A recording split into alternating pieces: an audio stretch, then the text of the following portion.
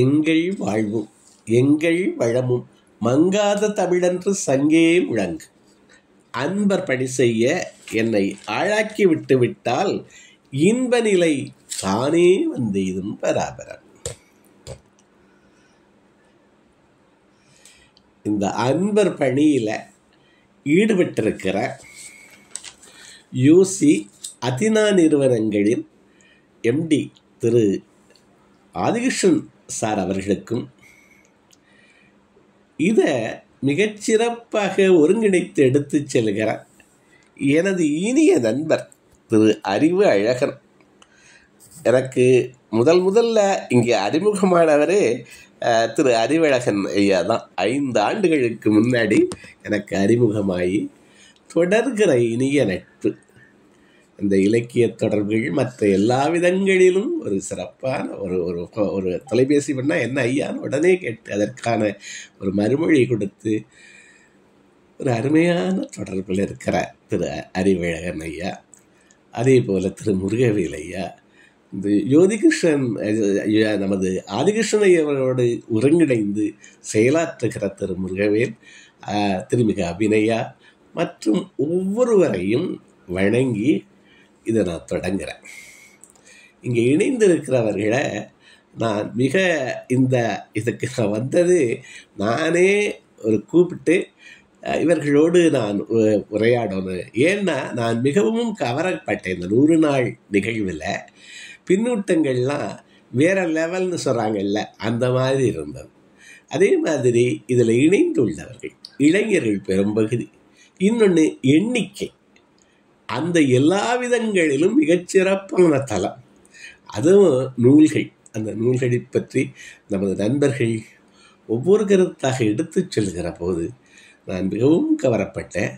என்னுடைய பங்களிப்பும் இதில் இருக்கணும் அப்படிங்கிறதுக்காக நமது நண்பர் ஆதிகிருஷ்ணன் அவர்களையும் பிறரையும் நான் தொடர்பு கொண்டு நான் இப்போ உங்களோட முன்னாடி இந்த உரையை தொடங்குகிறேன்.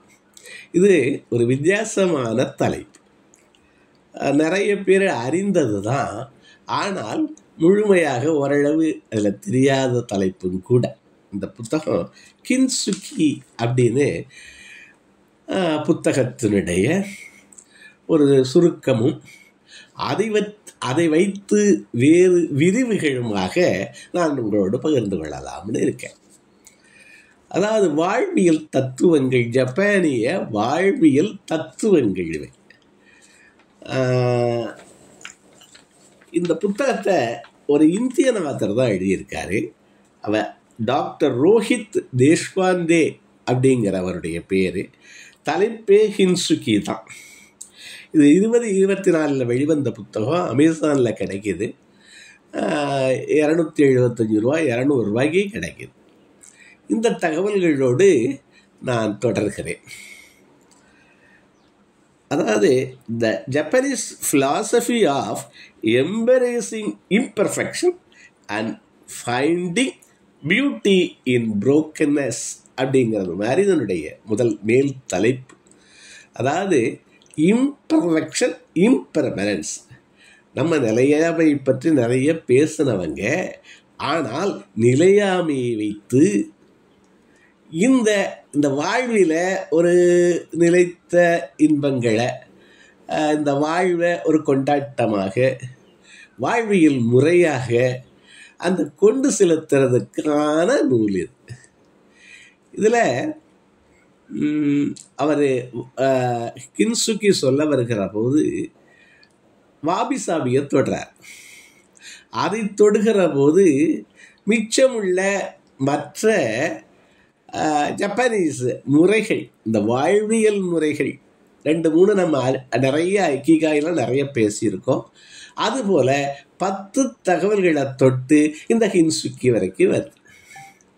இது உடைஞ்சதை ஒரு அழகுபடுத்தி, அதை மேம்படுத்தி, அதுக்கு ஒரு மதிப்பு கூட்டி அதை பயன்கொள்வது அப்படிங்கிறது மாதிரி சுருக்கமாக வச்சுக்கலாம் அந்த கின்சுகிங்கிறது. அதில் ஒரு அழகு இருக்குது, அதில் உங்களுக்கு ஒரு பயன் இருக்கிறது, பின்னாடி ஒரு உழைப்பு இருக்குது, அந்த உழைப்பை ஒரு வீணடிச்சிடக்கூடாது. இதுகள்லாம் அதில் வர்ற தத்துவங்கள். இப்போ நம்ம ஒவ்வொன்றா பார்க்கலாமே. ஹின்சுகி என்பது வாபி சாபியின் ஒரு தீவிரமான உதாரணம்.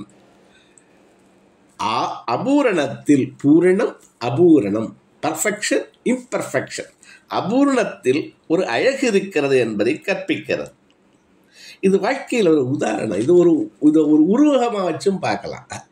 இது என்ன, வேற ஒன்றும் இல்லை, ஒரு மண் பாண்டா, ஒரு மண் குவழை உடைஞ்சிருச்சு.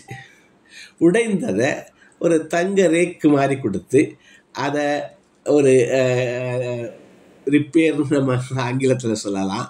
அதை அதை அதை அவங்க ஒரு கலையாக அந்த உடைந்ததை அதை கொடுத்து, அந்த ரேக்கெல்லாம் கொடுத்து அதை ஒரு மதிப்பு கூட்டுகிறார்கள். கூட்டி உடைந்ததை என்றும் பயன் மிக்கதாக அதை ஒரு நம்ம இதில் வைக்கிறோம்னு வச்சுக்கோங்களேன், அதுக்கு பேர் என்ன, ஒரு டிஸ்பிளே பண்ணுறோம், இந்த மாதிரி இடங்களில் வைக்கிற போது நம்மளுடைய வரவேற்பறையில் வைக்கிறது அது உடைந்த மண் குவளை தான். அதில் இருக்கிற அந்த வெள்ளி ரேக்குகள், அந்த தங்க ரேக்குகள், அதெல்லாம் அதை பார்க்குற போது ஒரு மகிழ்ச்சி, வித்தியாசம், அது ஒரு தனித்தன்மையானது ஆகிடுது. அது மாதிரி சொல்கிறதா இந்த பகுதி. அதுக்கடையெல்லாம் இது உருவகமாக பார்த்தா நம்முடைய காயங்களை, நமது வலிகளை, அதையெல்லாம் கூட நமது சூழல், உடைந்த சூழல்களை எப்படி ஒரு சரியாக்கி மேம்படுத்தி அதில் பயன்கொள்வது அப்படிங்கிறதா இந்த கின்சுகியினுடைய அடிநாதம். அப்போ அவர் என்ன சொல்கிறாரு, வாபி சாபியுடைய ஒரு உதாரணம். அப்போ வாபி சாபினா என்ன அப்படி பார்க்கிற போது அந்த 10 விஷயங்களை இது சொல்கிறாங்க. அது என்ன? முதல் இது கைசன், KAIZEN, கைசன், எல்லாருக்கும் தெரிஞ்ச. இது என்ன சொல்கிறாங்க, இவை அனைத்தும் வாழ்வியல் தத்துவங்கள். பேஸ்டான் எதை வச்சு இந்த வாழ்க்கைங்கிறது பூரணம் இல்லை, முழுமை இல்லை, குறைகள், மனிதர்கள் குறைகள் உடையவர்கள். அந்த குறைகளையும் நிறையாக்கிக்கணும். எல்லாவற்றிலும் ஒழுங்கு இல்லை, ஒழுங்கற்ற தன்மையையும் நாம் ரசிக்க வேண்டும் அப்படிங்கிறதெல்லாம் இந்த தத்துவங்கள். வாழ்க்கைங்கிறது அது மாதிரி தான் போயிட்டு. இன்னாதம்மை இவ்வுலகுன்னு சொன்னிச்சு நமக்கு தமிழ். இனிய காண்ப அதன் இயல்பு உணர்ந்தோரே, அந்த இயல்பு என்னன்னு சொல்ல வருகிறது தான் இந்த தத்துவங்கள். ஜப்பானீஸ் வாழ்வியல் முறை அது உயிர்த்தெழுந்த நாடு. 1945 2 அணுகுண்டு போட்டாங்க. 3 லட்சம் பேர் இருந்த இடம் தெரியாமல் போயிட்டாங்க. எத்தனையோ பேருக்கு அந்த உங்களுக்கெல்லாம் தெரிந்தது தான். ஆனால் உயிர்த்தெழுந்த நாடு இன்று பெர் கேபிட்டா இன்கம் ஆகட்டும், வாழ்கிற நாட்கள் ஆகட்டும், லாங்குவேஜ் ஆகட்டும், எந்த ஒரு பேராமீட்டர் எடுத்தாலும், அளவுகோல் எடுத்தாலும் விஞ்சியே இருக்கிறார் உலக நாடுகள். இதுக்கு என்ன காரணம்னா, நம்ம இதை கொஞ்சம் கொஞ்சமாக ஒரு முதலிலே அந்த 10 கொள்கைகளை கொஞ்சம் கொஞ்சமாக பார்த்துட்டு அப்புறம் அந்த கின்சுகியில் கொஞ்சம் அதிக நேரம் செலவழித்து இந்த உரையை நிறைவு செய்யலாம்னு நினைக்கிறாங்க. இந்த கைசன்கிறது என்ன சொல்லுது, ஒவ்வொரு நாளும் வளர்ச்சி, தொடர் வளர்ச்சியை சொல்லுது இந்த கைசன். அது நிறைய ஒரு ஜப்பானீஸ்லேயே இருந்துச்சு, வெளியிலேயே வராமல் இருந்துச்சுங்கிறாங்க. எல்லாரும் மேனேஜ்மெண்ட் தத்துவங்கள், அமெரிக்கன் தத்துவங்கள், அது இதெல்லாம் சொன்னாங்களே வழியே, இது வந்தபோது உலகமே கொண்டாடிச்சுங்கிறாங்க. அது என்ன சொல்லுதுன்னா, நாளும் வளர்ச்சி, தொடர் வளர்ச்சி, சிறு வளர்ச்சியாவது தொடர்ந்து வர்றது. இதுக்கப்புறம் தான் இதை வச்சு தான் அட்டாமிக் ஹேபிட், அது இது ஒவ்வொரு நாளும் வளர்ச்சி அதெல்லாம் சொன்னாங்க. என்ன வளர்ச்சி? நாளும் வளர்ச்சி, அது தொடர் வளர்ச்சியாக இருக்கணும். அது எங்கேயும் அதை நின்று போயிடக்கூடாது. அப்போ அது ஒரு வே ஆஃப் லைஃப். அந்த எறும்பு ஊரை கல்லும் தேயும் நாங்கள். அப்போ அந்த இப்போலாம் இதை கொஞ்சம் மாற்றி ஜீரோ வேஸ்ட், ஜீரோ ஸ்டாக்லாம் இதை கொண்டாடுறாங்க. எப்படியா, நீங்கள் நிறைய இங்கிலாந்துலலாம் நிறைய உற்பத்தி பண்ணி போட்டாங்க. உற்பத்தி பண்ணி போட்டால் அந்த ஹோல்டிங், ஸ்டாக் ஹோல்டிங் இருக்குது. அப்புறம் அதனுடைய காஸ்ட் வேஸ்ட் ஆகிட்டு இருக்கு. இவங்க என்ன சொல்கிறாங்க, அது எப்போ எவ்வளவு மறுநாளே அது அதாவது அன்றைய தேவைகளை அறிஞ்சு, உலகத் தேவைகளை அறிந்து அன்று அந்த ப்ரொடியூஸ் பண்ணுற எல்லாவற்றையும் அன்றே டெலிவரி கொடுத்துடுறது, அனுப்பிடுறது எல்லா நாடுகளுக்கும். அப்போ ஜீரோ ஸ்டாக்னு ஒன்று கொண்டாடுறோம். இந்த நாடும் வளர்ச்சி, தொடர் வளர்ச்சி, இதை கைசன் சொல்லுது. ரெண்டாவது எனக்கு ரொம்ப மிகவும் பிடித்தமானது ஓபைட்டோரி, ஆபைட்டோரி. ஆங்கிறது இது 4 வகை செடிகளை சொல்லுது, 4 வகை மலர்களை சொல்லுது. ஆங்கிறது ஷெரி, ஷெரி ஏயுஆ. அப்போ ப்ளம்ஸ் பை விஏஐ, ஆபைட்டோரி. இந்த பீச்சுன்னு சொல்கிறாங்கல்ல, அது டிஓ டூ. ஆப்ரிகாட் ரி, ஆபைட்டோரின்னு சொல்கிறாங்க. அவங்க என்ன சொல்கிறாங்க, இந்த 4 வசந்த கால மலர்களும் அதது ஒன்றுக்கு ஒன்று போட்டி இல்லை, அதது பூக்கிறது, அது ஒன்றுக்கு ஒன்று போட்டி இல்லை அப்படிங்கிறதான். மனிதர்கள் யாரும் ஒருவருக்கொருவர் போட்டி இல்லை. போட்டின்னு இருந்துச்சுன்னா என்ன வரும்? பொறாமை வரும். போட்டின்னு இருந்துருச்சுன்னா இயலாமை வரும், தன்னம்பிக்கை குறையலாம். ஒருத்தருக்கு ஒருத்தர் போட்டி இல்லை. நமது திரு முருகபாரதி அவர்கள் கேட்பார்கள், யோசியினுடைய நிறுவனர், அவர் கேட்பார், வட்டத்தில் எது முதல்? வட்டமாக ஒரு பிள்ளைகளை நிப்பாட்டி வச்சுருக்கோம், அதில் எவன் முதல்ல? வட்டத்தில் எது முதல்? அப்போ ஒவ்வொன்றும் ஒவ்வொரு தனித்தன்மை உள்ளது அப்படிங்கிறத அந்த ஆபைட்டோரி சொல்லுது. 4 மலர்களை வச்சு ஒவ்வொரு மலரும் ஒரு காலம், ஒவ்வொரு மனிதனுக்கும் ஒரு பிளாசமிங் பீரியட் இருக்கு, ஒரு ஸ்டேஜ் இருக்கு. பாரதி வாழ்ந்த நாடுக்கு 39 ஆண்டுகள், கண்ணதாசன் 57 ஆண்டுகள் வாழ்ந்தார். வாலி 82 வயது, வாலிபர் கவிஞர் நாங்கள் 82 வயதுக்கு மேல், 80க்கு மேலே. பட்டுக்கோட்டை 27 வயது தான். ஒவ்வொருவருக்கும் ஒரு காலம் உண்டு. இப்போ கேஎஃப்சி அவர் 69 வயதில் தான் வந்தாங்கிறார். 70 வயது அப்ரஹாம் லிங்கன் பல தோல்விகளை சந்திச்சுட்டு 69 வயதில் தான் முதல் வெற்றியை அனுபவிக்கிறார். அப்போ ஒவ்வொருக்கும் ஒவ்வொரு காலம் இருக்குது, ஒவ்வொருத்தரும் தனித்தன்மையானவர்கள். நான் கேட்குறேன், இப்போ 750 கோடி மக்கள்ங்கிறாங்க இந்திய பெருநாட்டில், 140 கோடி மக்கள். எல்லாரும் விட்டு கண்ணு ஒரு கண்ணு மாதிரி ஒரு கண்ணு இல்லைங்கிறாங்க. ஒரு கையில் இருக்க விரல்கள் மாதிரி 140 கோடி வீடுகளே இல்லைங்க. அதனால தான் இந்த ஆதார் கார்டு அது இதெல்லாம் வருது. இவ்வளவும் அதை ரெகனைஸ் பண்ணுது.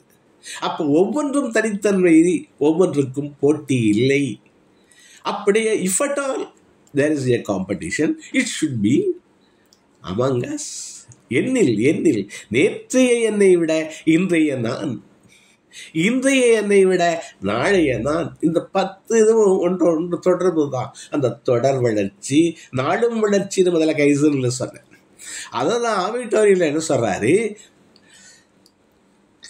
நேற்றைய என்னை விட நாளைய இன்றைய நான் மேம்பட்டிருக்கிறேனா, அதுதான் நம்ம பார்க்கணுங்கிறாங்க. ஒவ்வொன்றும் தனித்தனிங்கிறாங்க. தனித்துவத்தில் கவனம் கொள், மேம்படுத்து, தாய்வு மனப்பான்மை, இதுகளெல்லாம் அந்த போட்டிங்கிறது தான் வருது. நமக்குன்னு ஒரு டைம் ஜோன் இருக்கு. பெட்டர் பர்சன், பெட்டர் வெர்சன்னு சொல்றாங்க. Better person, better version. நாளைய நான் பெட்டர் வெர்சன் இன்று 201 202 அது கம்ப்யூட்டர்லாம் சொல்கிறேன். இப்போ இதை சொல்கிறது ஆபைட்டோரி. அது என்ன சொல்லுதுன்னா, ஒவ்வொரு மலர்களும் ஒரு காலத்தில் பூக்கிறது. ஒரு மலருக்கு இன்னொரு மலர் போட்டி இல்லை. இயற்கை தனக்குள் போட்டி இல்லை. யாரும் யாருக்கும் போட்டி இல்லை. போட்டி என்று ஒன்று வந்தால் நேற்றைய என்னை விட இன்றைய நான் சிறந்திருக்கணும். மூன்றாவது தத்துவமாக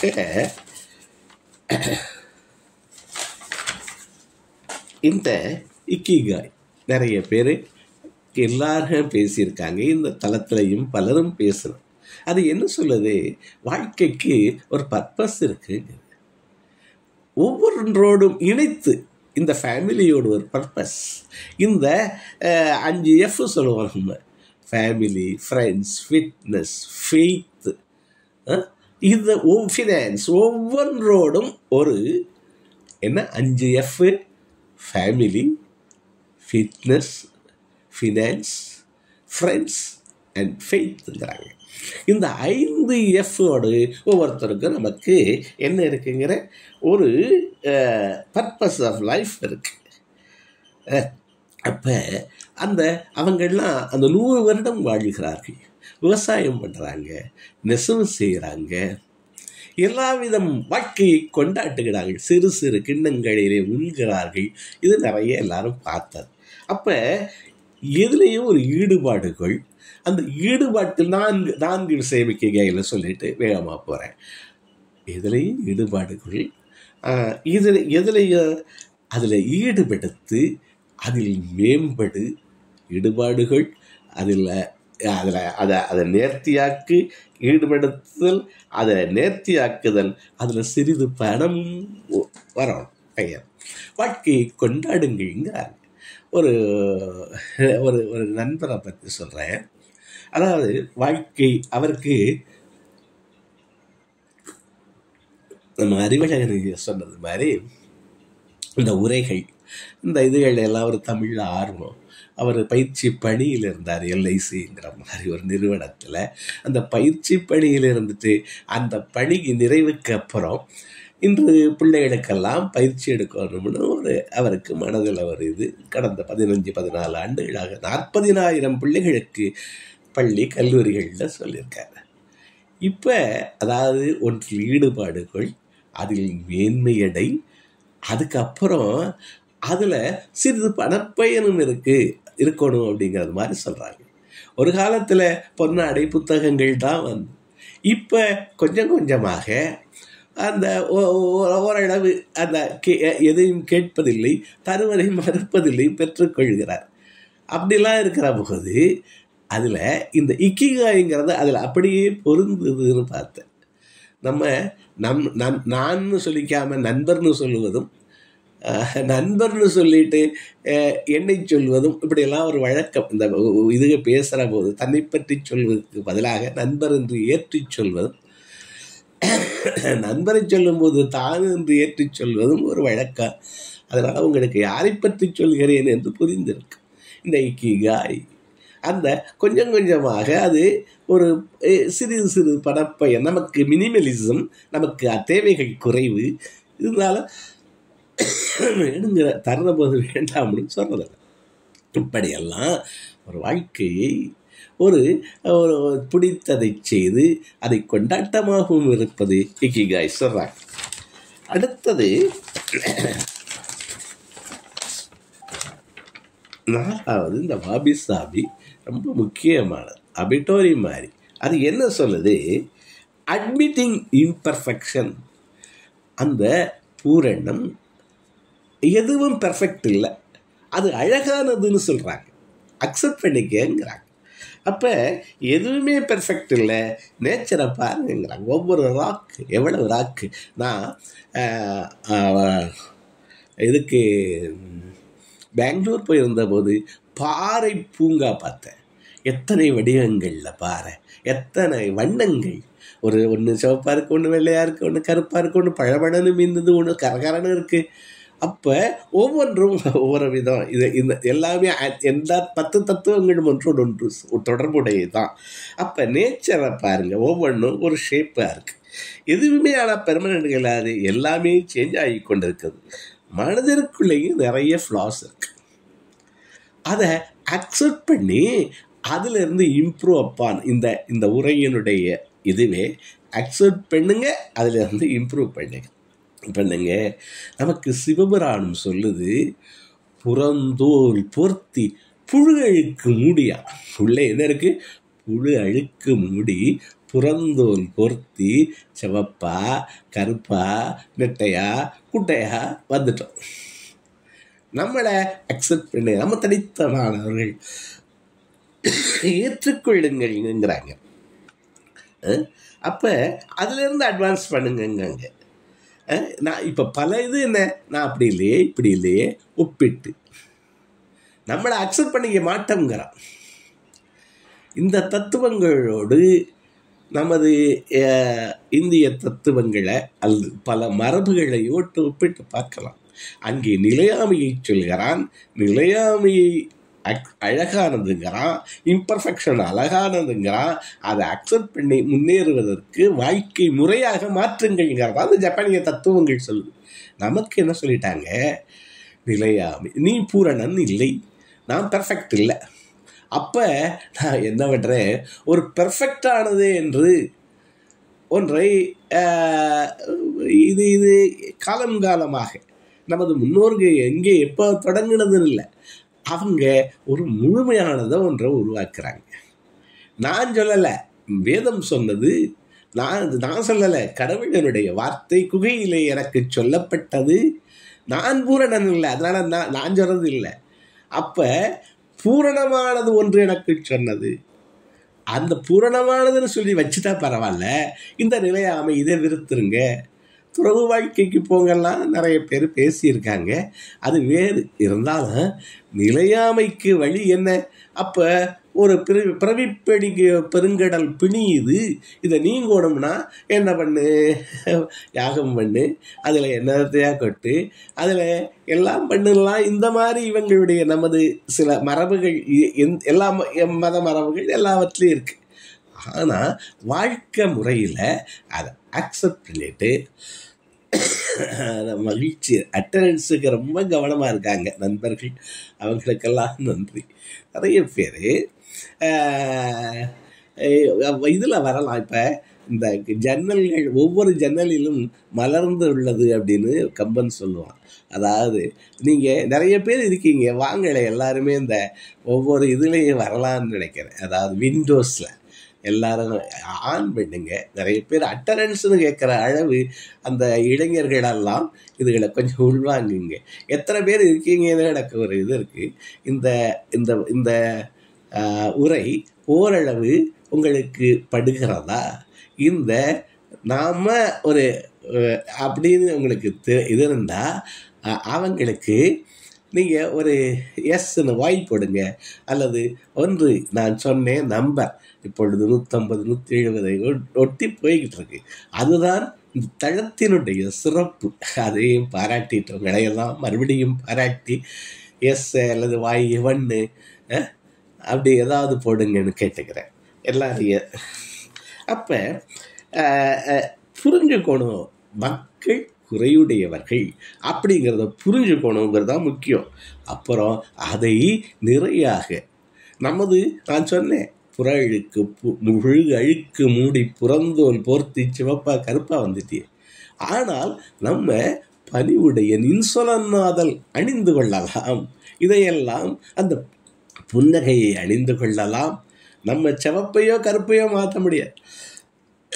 சோப்பழகுன்னு சும்மா காசை பிடிச்சி பெரிய பெருந்தொழில் பண்ணுறான். நம்மை மேம்படுத்தி கொள்ளலாம்.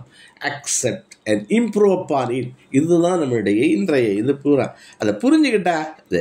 அதே மாதிரி பிள்ளை அதனோட அன்போடு அதை பார்க்குற போது பிள்ளையுடைய மூக்கு ஒழுகிறது தெரியல. அம்மா சாப்பிட்றாங்க, என் பொண்ணு சாப்பிட ஆரம்பிக்கிறா, அப்போ தான் அந்த பிள்ளை பாத்ரூம் போகணுங்குது. அன்பு இருக்குங்கிறதுனால உள்ளே போய் அந்த பாத்ரூமை கழுவி விட்டுட்டு லெட்ரினுக்கு அந்த பிள்ளையை கூட்டிகிட்டு போயிட்டு திரும்பி வந்து மறுபடியும் சாப்பிடுகிறார். அப்போ அங்கே அன்பு சேர்க்கிறது.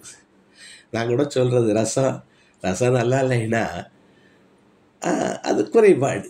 அதை ஒன்று தெரிஞ்சவங்ககிட்ட அனுப்பலாமா, அல்லது சமைத்து பாருங்கதா புத்தகம் வாங்கி கொடுக்கலாம், அல்லது அன்பை கலந்து சாப்பிடலாமா. வான்கள் அந்த மாணிக்க வாசக நின் வாசகத்துள் நான் கலந்து பாடுங்கால் பஞ்சாற்றினிலேன்னு சொல்றாரு. கலந்து பாடுதல், அவங்களோட அந்த அன்பை கலந்து பாடுனா அந்த ரசம் நல்லா இருக்குங்க. அப்போ குறையை நிறையாக்கணும் அப்படிங்கிறது மாதிரி இந்த அபிசாபி சொல்கிறோம். டைமாயிட்டுருக்கு. அடுத்தது மோட்டோனா, MOTATONAI, அதான் மோட்டோனான்னு சொல்கிறாங்க. எதையும் வேஸ்ட் பண்ணாதீங்கிறதான் இந்த தத்துவம். ஏன்னா ஒவ்வொன்றுக்கும் பின்னாலும் உழைப்பு இருக்கிறது. என்ன, எதையும் வீணாக்காதீர்கள். ஒரு கை பருக்க சோறை எடுக்கல, அதில் எத்தனை பேருடைய உழைப்பு பின்னாடி இருக்கு, எத்தனை பேர் அதை வந்து சேர்றதுக்கு நம்மளுடைய தட்டத்துக்கு அது வர்றதுக்கு எவ்வளவு வந்திருக்கு. அப்போ எதையும் வேஸ்ட் பண்ணாதீங்க. அதைத்தான் இந்த கின்சுக்கியில் சொல்லுது. உடஞ்சிருச்சு, வேஸ்ட் பண்ணாத, அதை மேம்படுத்து. அப்போ எல்லாத்துலேயும் யூஸ் இருக்கு, எல்லாவற்றுக்கும் பின்னும் ஒரு உழைப்பு இருக்கு. ஒரு பருக்க சோறு மனிதர்கள். அப்போ சிறுதுரும்பும் பல்குத்த உதவும் சொன்னோம். நம்ம சோறு வியத்தல்ங்கிறாங்க. இந்த தேங்காய் சிரட்டை, தேங்காயில் பார்த்தீங்கன்னா எல்லாம் அந்த ஒவ்வொன்றா நினச்சி பார்த்தா அந்த தேங்காய் இருக்குது பார்த்தீங்களா, அது எங்கே முதல்ல ஒன்றா சொல்ல நேராகிடும். நீங்களே எண்ணி பாருங்க. அந்த கொட்டாங்கச்சி எப்படி அது எப்படி இதுங்குது, மேலே இருக்க கயறு, அதுக்கப்புறம் அது சின்ன கடைசி ஒரு இது கூட பாத்திரம் துறக்க அது மாதிரி வருது, தூசி கூட அப்போ ஒவ்வொன்றிலும் இருக்கு, யூஸ் இருக்கு. அடுத்தது இந்த காமான் அப்படின்னு சொல்லலாம். அது பெர்சுவரன்ஸை சொல்கிறாங்க. மெய்வருத்தம் பாரார், பசி நோக்கார், கண் துஞ்சார், கருமமே கண்ணாயினார்னு நீதி விழாவுக்கு பாட்டு சொல்லுது. அவங்க சொல்கிறாங்க எர்த்து கேக் அது வரத்தான் செய்யுறாங்க, மர வீடுகள் கட்டிக்கிறாங்க. அப்புறம் இது சுனாமி, கடல் சீற்றம், இவ்வளவு வரத்தான் செய்யும். ஆனால் நீ உன்னுடைய பர்பஸ், உன்னுடைய கோல் ஒன்று சொன்னோம்ல கீகாயிலாம், அதை தொடர்ந்து செல்லு, இம்ப்ரூவ்மெண்ட் தொடர்ந்து நீ அது அது அது இருக்கட்டும், உனக்கு ஒரு பர்பஸ் இருக்குது, நீ அதை தொடர்ந்து செய்ய அப்படிங்கிறது தான். புயல் அடிக்கும், சுனாமி வரும், எர்த்துக்கு இருக்கு, என்னவாக இருக்கட்டும், வாழ்க்கையில் நிறைய மாற்றங்கள்லாம் இருக்கு. நீ உன்னுடைய பர்பஸை தொடர்ந்துகள் அப்படிங்கிறது தான். நம்ம எவ்வளவு காரணம், நடைப்பயிற்சி போகாதுக்கு எவ்வளவு காரணம் நினைக்கிறேன். நான் காலையில் குளிராக இருக்குது, நான் இருக்கும், சாலையெல்லாம் சரியில்லை, ஏதோ ஒரு காரணங்கள் சொல்லித்தே இருக்குதுங்க. அடுத்தது 7வது மோனோனோவா. இது என்ன சொல்லுதுன்னா, எதை பார்த்தாலும் நல்லா இருக்கு, ஆனால் அது பெர்மனண்ட் இல்லைங்கிற யோசிங்கிறாங்க. ஒரு மலர், இது சின்ன உதாரணத்தை சொல்லிட்டு சீக்கிரமாக போகலாம், வேற இருக்குது. அதாவது மலர், அந்த மலரை பார்க்குறவதா அவ்வளவு அழகு இருக்கு, காலை அரும்பி அது வந்து போதாகி மலர்ந்து இருக்கு. அதை அந்த மலரை எவ்வளவு நாள் இருக்கும், அந்த நொடி தான் இருக்கும். அந்த நொடியில் அதை பாருங்க, அந்த மலர் மலர்ந்திருக்கிற வரைக்கும் தான் அது, அதுக்கப்புறம் அது சருகா போகுது. அப்போ ஒவ்வொன்றும் வயதானாலும் அது சருகுக்கும் பயனுண்டு, மலருக்கும் பயனுண்டு. மலர் போயிடுச்சே அப்படின்னு இருக்கலாம். நம்ம எப்போ பார்த்தாலும் அந்த அச்ச உணர்வு இருக்கு. திருக்குறளில் 1295 எனக்கு காமத்து பாலில் சொல்கிறாரு, பெறாமையஞ்சும் 1295 நமக்கு எப்பவும் அச்ச உணர்வு இருந்துக்கிட்டே இருக்கான். பெறாமையஞ்சும் பெரின் பிரிவு அஞ்சும். காதலன் வரலேன்னு இருக்கான், வந்தா பிரிஞ்சு போயிடுவானேன்னு இருக்கான். அது அறாது இடும்பைத்து, இடும்பைத்துடுச்சு, அறாம இருக்கான். நமக்கு we are suffering.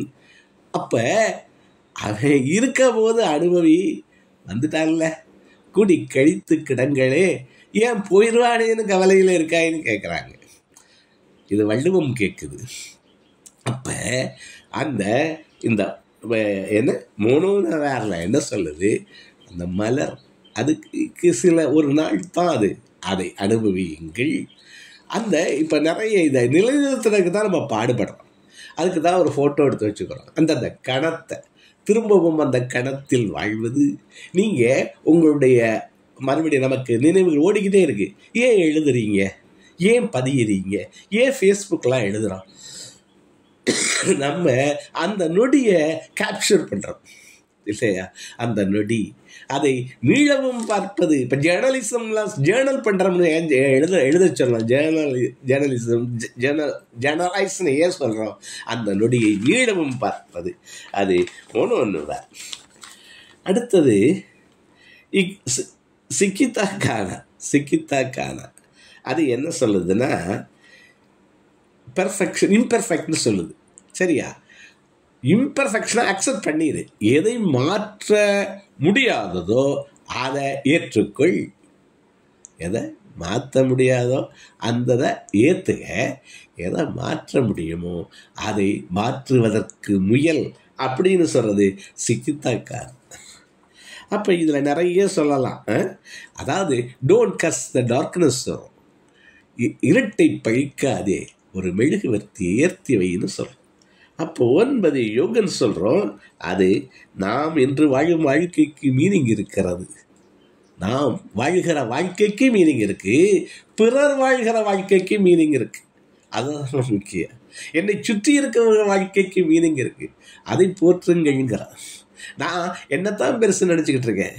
எனக்கு இந்த அதிகாலையில் எழுந்து எனக்கு ஒரு தேநீர் தயாரித்து அன்போடு வழங்கி எனக்காக எல்லா உதவுகிற என் மனைவி கூட இருக்காங்க.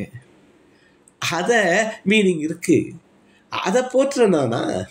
எனக்கு வாழ்க்கையில் மீனிங் இருக்குன்னு நான் நினச்சிக்கிட்டு இருக்கேன். என்னை சுற்றி இருக்கவளுக்கு மீனிங் இருக்குது. நான் அவங்களை என்னுடைய கட்சி பெரிதுங்கிறேன், என்னுடைய வாழ்க்கை பெரிதுங்கிறேன், என்னுடைய ஜாதி பெரிதுங்கிறேன், எல்லாம் சொல்லிக்கிட்டு இருக்கேன். நம்ம ஒன்றுமில்லை. இந்த யூனிவர்ஸை பாருங்களேன். நம்ம எங்கேயோ ஒரு மூளை, இந்த எர்த்து மில்கிவே சொல்லலாம், ஒவ்வொன்றா சொல்லிக்கிட்டு பார்த்தா நம்ம எங்கே இருக்கா? பிரபஞ்சம் சொல்கிறாங்க, எத்தனையோ மில்கிவேங்கிறாங்க. அப்போ நம்ம ரொம்ப சிறியவர்கள்ங்கிறதை உணர்ந்து கொடுங்கிறாங்க. அதை உணர்ந்து சின்ன சின்ன விஷயத்தில் ஃபைண்ட் இன்னர் மீனிங் அப்படிங்கிறது தான் யோகன். இவ்வளவையும் சொல்லிட்டு மறுபடியும் கின்சுகி வந்தார். இப்போ நம்ம சொல்ல போகிறது இம்பர்ஃபெக்ஷன், இம்பெர்மனன்ஸ், வாழ்க்கை. அப்போது நான் சொன்னேன், இந்த உலகம் என்னாதது இனிய காண்பர், அதன் இயல்பு ஒரு நமக்கு தமிழ் சொல்லிக் கொடுத்தது. அதனுடைய இயல்பு ஆபூரணம், முழுமையற்ற தன்மை, இம்பெர்மனன்ஸ், நிலையற்ற தன்மை. ஆனால் நம்ம அதை அக்செப்ட் பண்ணி நம்ம இம்ப்ரூவ் பண்ணுறதுக்கு தான் இவ்வளவு சொல்கிறாங்க. இதில் அந்த மண்குவழை உடைகிற போது அதற்கு ஒரு தங்க ரேக்கை கொடுத்து அதை நிறைய இதில் டிசைன்ஸ் இந்த புத்தகங்களில் காமிக்கிறாங்க. நீங்கள் இன்டர்நெட்டில் தேடினாலும் நிறைய டிசைன்ஸ் இருக்குது. நான் இதற்கு முன்னாடி 3 உரைகள் கொடுத்துருக்கேன். நம்ம அறிவழகன் ஐயா சொன்னது மாதிரி அது யூடியூப்பில் இருக்குது. நான் என்னுடைய லிங்க் தரேன், அதையும் கொஞ்சம் பார்த்தீங்கன்னா. நான் ஓவனை ஆபிட்டாரி தனியாக பேசியிருக்கேன், ஆபிசாபி தனியாக பேசியிருக்கேன். அந்த மாதிரி அதுகளையெல்லாம் உரை இருக்குது. இது நான் ரொம்ப சிறிது, பலரும் இதில் கொடுத்துருக்காங்கங்கிறது. ஏன்னா எங்கு மறுபடியும் தேடுவோணுங்கிறது, தேடினால் தேடாததும் கிடைக்குங்கிறாங்க. முத்து அண்ணாச்சியுடைய வார்த்தை, தேடினால் தேடாததும் கிடைக்கும். ஏதோ ஒன்றை தேடுகிற போது இத்தனை கொள்கைகள் கிடைக்குது. அப்போ அவர் எல்லாமே என்பது இன்பர்ஃபெக்ட், அதை கொண்டாடு, அக்செப்ட் பண்ணு, இம்ப்ரூவ் செய் அப்படிங்கிறது தான்.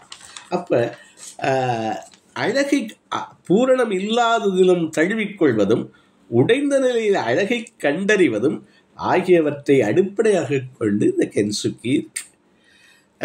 ஒரு அட்டைப்படமே ஒரு பிளேட்டு, இந்த புத்தகத்தினுடைய அந்த பிளேட் உடஞ்சிருக்கு. அதை அழகாக ஒட்டி இதுகள்லாம் அதை பார்த்தாவே ஒரு அழகாக இருக்குது. நிறைய நீங்கள் பார்த்தீங்கன்னா, பெங்களூரில் லால்பாக் போயிருந்தேன். மரங்கள் இருக்குது பாருங்கள், பட்டை மரங்கள். அதை அழகழகாக மீனா அப்படி பெரிய பெரிய மரங்கள், அதில் மீன் மாதிரி இருக்குது, அதில் புத்தர் மாதிரி இருக்குது, ஒரு கோபுரம் மாதிரி இருக்குது, சர்ச்சுடைய கோபுரம் மாதிரி, ஈஃபில் டவர் மாதிரி.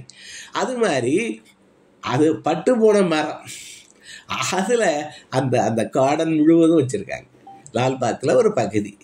அப்போ அந்த தேநீர் விழாக்களில் பயன்படுத்தப்படும் மட்பாண்டங்கள், தேநீர் கிண்டங்கள், இது 1450 வந்ததாக சொல்கிறார். அது தொடர்கிறது. அப்போ எவ்வளவு ஆண்டு காலமாக வாழ்க்கை முறையாக இந்த நிலையற்ற தன்மையை எம்பரைஸ் பண்ணுறதும் தழுவுவதும் அதை மேம்படுத்துவதும் அதை கொண்டாடும். இதில் எக்ஸ்டென்ஷன் என்ன இருக்குது? பெரியவங்களை பார்க்க சொல்கிறாங்க. 100 ஆண்டுகளாக இருக்கிற ஜப்பானிய பெரியவர்கள் வாழ்கிறார்கள். அவர்கள் வணங்குகிற முறையை பாருங்களேன், எவ்வளவு குனிந்து வணங்குகிறார்கள். ஒன்றே ஒன்று சொல்லுகிறேன், இந்த இம்பர்ஃபெக்ஷனை தழுவுறதுல ஒன்று அந்த கிளீனிங், டாய்லெட் கிளீனிங் அப்படிங்கிறத நான் இங்கே நிச்சயமாக சொல்ல வேண்டிய ஒரு இது. அதை ஒரு கலை மாதிரி, அது ஒரு தியானம் மாதிரி பாருங்கள். டாய்லெட், நம்ம டாய்லெட் கிளீனிங்கு நம்ம ஒதுக்குறோம். யாருக்கோ வந்து 200 ரூபா கொடுத்து அவரை கழுவ சொல்றோம். ஆனால் அங்கே பெரும்பர் ஹோண்டாவுடைய அதிபர், மற்ற பெரிய அதிபர்கள் எல்லாம் இந்த டாய்லெட் கிளீனிங்கில் தொடங்குறாங்க. இப்போ நான் இதுகளெல்லாம் படித்ததுக்கப்புறம் அந்த முன்னாடியெல்லாம் பெட்டெல்லாம் கூட நான் எடுத்து வைக்கிறதில்ல. இப்போ எடுத்து அதை மடித்து வச்சு ஒரு நீவி அந்த பெட்டு அது தொடக்கலாம். யார் எத்தனை பேர் இருந்தாலும், யாராவது அப்படி செய்யாமல் இருந்தால் செய்யுங்கன்னு சொல்ல வர இளைஞர்கள். அப்போ அது ஒரு தியானம் மாதிரி. இந்த மாதிரி நான்லாம் முன்னாடி நிறைய வேலைகள் பார்க்கறதில்ல. இப்போ வாஷிங் மிஷினில் இருக்க துணியை எடுத்து காயப்படுறேன், அதை எடுத்து மடித்து வைக்கிறேன்.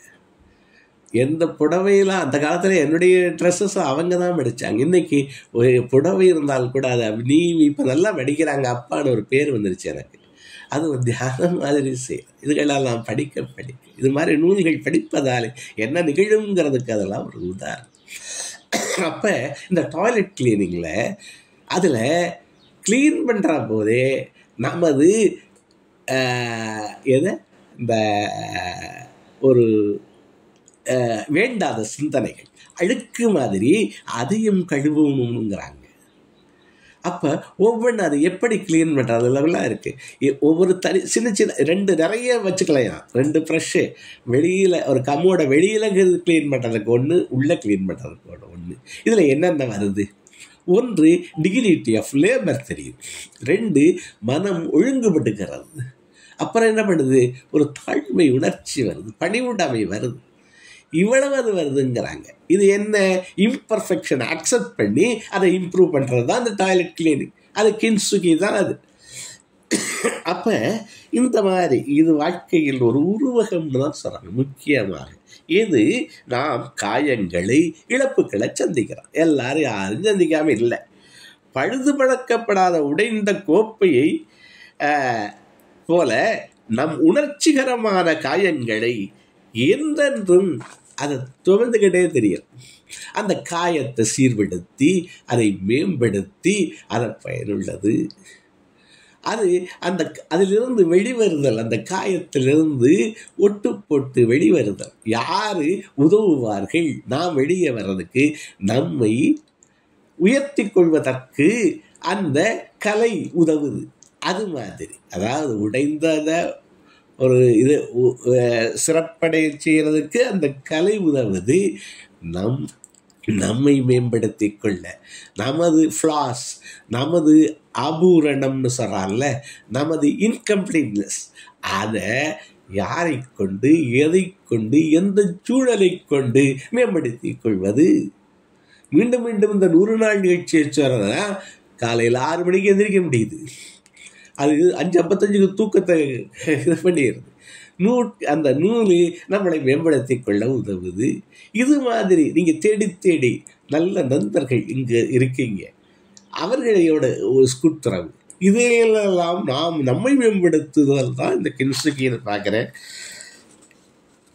அதுக்கப்புறம் art of making the most of every moment. The art of making the most of every moment. The Japanese way. தொடங்குகிறது, நம்மை தனித்துவமாக்கிறது, மாற்றம் விழிப்புணர்வுடன் தொடங்கிறது என்பதால் பன்முகத்துவமை மற்றும் குறைபாடு உள்ளவர்கள் மீது கவனம் செலுத்துங்கிறார். பாரா ஒலிம்பிக்கில் அதனுடைய தலைவர் சொல்கிறாரு, இதில் வர்ற கோட்டை, குறைபாடு உள்ளவர்கள் மீது கவனம் செலுத்துங்கள். நம்ம குறைபாடு உள்ளவர்களை ஒதுக்குறோம். கவனம் செலுத்துங்கள், மேம்படுங்கள். நாமும் மேம்பட்டு அடுத்தவரையும் மேம்படுத்த. நான் நான் இதுவரை சொன்னதை எல்லாம் தொகுத்து சொல்வதாக இருந்தால் 10 பிரின்சிபிள்ஸ் சொல்கிறோம். இந்த கின்சுகியை வச்சு, கின்சுகிங்கிறது ஒரு உடைஞ்சது, அதை ஒரு சீரமைத்து அதை மேம்படுத்தி அதை பலகாலம் நமது ஒரு நல்ல இடத்துல வச்சு அதை கொண்டாடுவது, பழமையை கொண்டாடுவது, பழமையை வியப்பது. ஏன்னா அதுக்கு பின்னாடி என்ன இருக்கு? ஒருவனுடைய உழைப்பு இருக்கு, பலருடைய உழைப்பு இருக்கு. அந்த உழைப்பை கௌரவிங்க அப்படிங்கிறத முக்கியமாக சொல்கிறேன். நிறைய சொன்னோம், கைசன் சொன்னோம், கீகை சொன்னோம், வரிசையாக நமக்கு தெரிந்ததெல்லாம் சொன்னோம். முக்கியமாக ஆபைட்டோரி சொன்னோம், ஒவ்வொருவருக்கும் ஒரு காலம் உண்டுன்னு சொன்னோம்.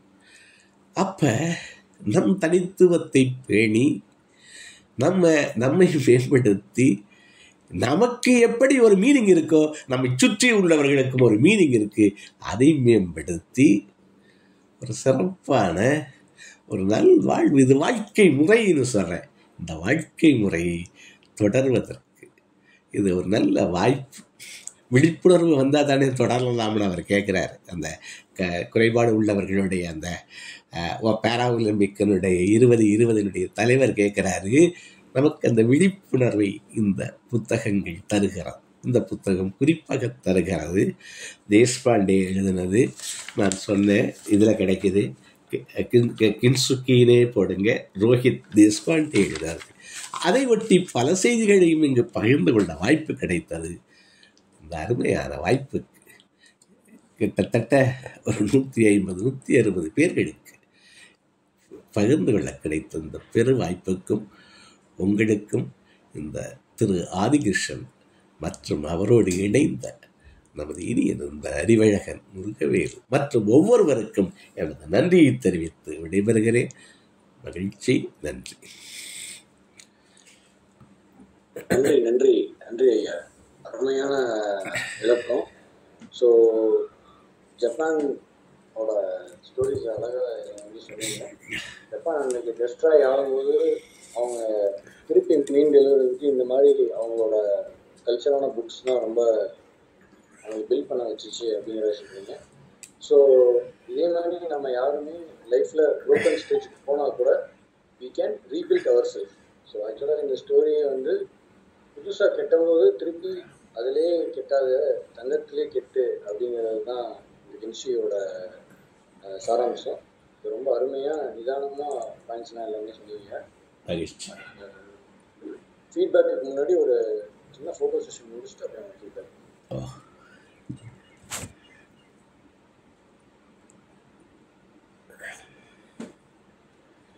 வாய்ப்பு இருக்கிறதா வீட்டில் பண்ணிக்கோங்க. ஃபோட்டோஸ்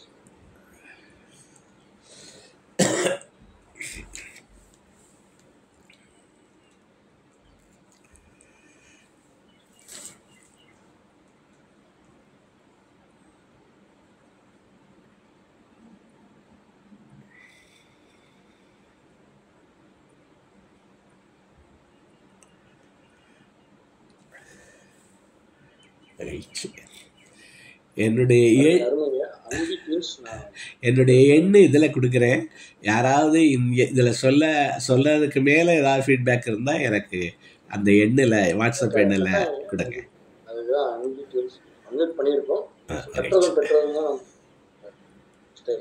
மகிழ்ச்சி. அனைவருக்கும் உற்சாகமான காலை வணக்கம். அருமையான நீதித்தன் ஐயாவுடைய எங்கள் வாழ்வும் எங்கள் வளமும் என்ற தொடக்கத்தோட அருமையா சிறப்பா பேசுனீங்க. பொழுதும் விடியும் பூவும் மலரும், கண்டிப்பா மலரும். இந்த 1295வது குறள் சொன்னீங்க, தலைவன் இருந்ததெல்லாம் நீ நினைக்க மாட்டேன் விட்டதை போறே அப்படின்ட்டு. அடுத்து ஒரு டாய்லெட் கிளீன் பத்தி சொன்னீங்க. இன்னும் சிறப்பா ஒரு பாயிண்ட்ஸ் எல்லாம் ரொம்ப அழகா புல்லட்டிங் கொடுத்துருக்கீங்க. அழகான புத்தகம், அழகான தரவுகள், அழகான வரவுகளாக இருக்கு, அழகான உறவுகளோட நிறைந்த இந்த இனிய நாளை தொடர்ந்து உங்களுடைய சேவை இன்னும் மென்மேல் வளர வேண்டும், பல இல்லங்களுக்கும் பல உள்ளங்களுக்கும் செல்ல வேண்டும் என்று சொல்லி வாழ்த்துதலுடன் விடைபெறுகிறேன். நித்யாதேவி. நன்றி, மதுரையிலிருந்து. நன்றி நன்றி நன்றி. வேற யாரோ ஃபீட்பேக்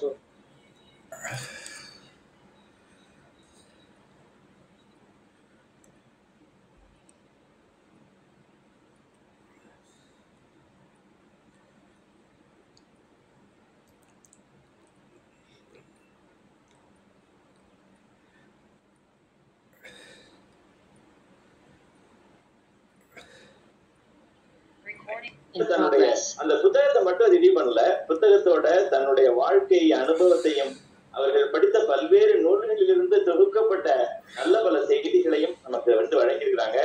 ஐயா, உங்களுக்கு நாங்க மிகவும் கடமைப்பட்டிருக்கிறோம். மகிழ்ச்சி, நன்றி, வாழ்க வளர்த்தன் ஐயா. நன்றி நன்றி சார். சக்திவேல் சார் பேச.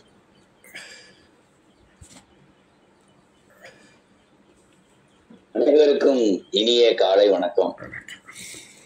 ஐயா, ஒரு விஷயம் மட்டும், முதல் வார்த்தை இது வரைக்கும் நான் பூரணம்ங்கிற வார்த்தையை கேள்விப்பட்டிருக்கேன்.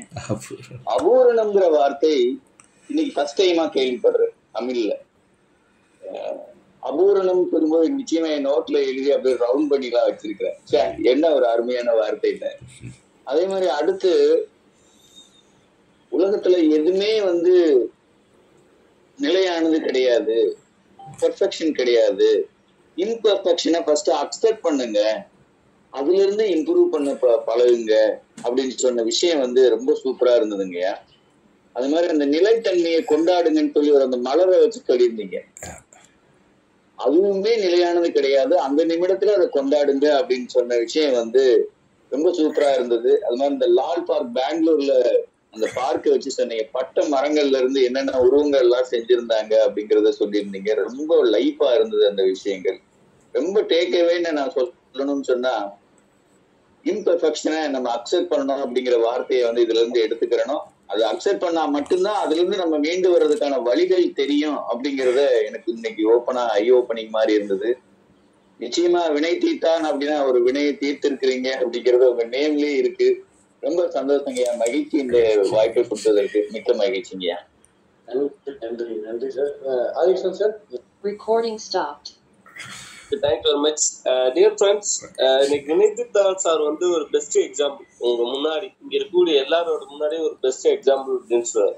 எல்லாருமே ஆஃப்டர் ரிட்டையர்மெண்ட் என்ன பண்ணணும் அப்படின்னு தெரியாம வீட்லயே இருக்கேன், இது நல்லா என்ன இது ஒண்ணு தெரியாம ஏதோ ஒண்ணு பண்ணிட்டு இருக்கக்கூடிய ஒரு சமயத்துல அவங்களோட லைஃப் ஸ்டைலே டோட்டலா மாறுது. ஆஃப்டர் ரிட்டையர்மெண்ட்டுக்கு அப்புறமா அவங்களுக்கு வீட்டுல வேல்யூ மாறுது, இது எல்லாமே மாறுது. இந்த பார்க்கிங் படத்துல கூட அந்த இதாகி வெளில கூட்டிட்டு போகும்போது அவங்க ஃப்ரெண்டு வந்து அட்வைஸ் பண்ணிட்டு போவார் பாஸ்கருக்கு, இதுக்கப்புறம் ரிட்டையர்மெண்ட்டுக்கு அப்புறமா வந்து வீட்டுல வேலைக்கார மாதிரி வச்சுவாங்க அப்படி இப்படின்னு.